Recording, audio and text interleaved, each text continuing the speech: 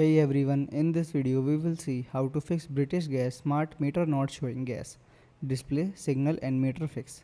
Fix 1 is check the in-home display.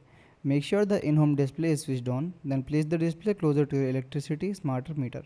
Then wait a few minutes to see if the gas reading appear. Second one is restart the in-home display. Unplug the display or remove the batteries, then wait for 30 seconds.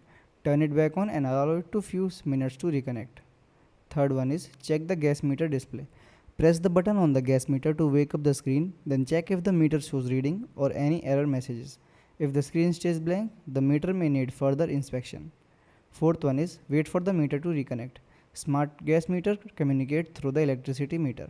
If there has been a power outage or recent installation, reconnection may take several hours. Leave the display powered on while the connection is restored. Fifth one is check for signal issue. Keep the in-home display with a reasonable distance of the electricity meter. Avoid placing it behind thick wall or large metal object. Wait a few minutes to see if the gas data update. Thanks for watching.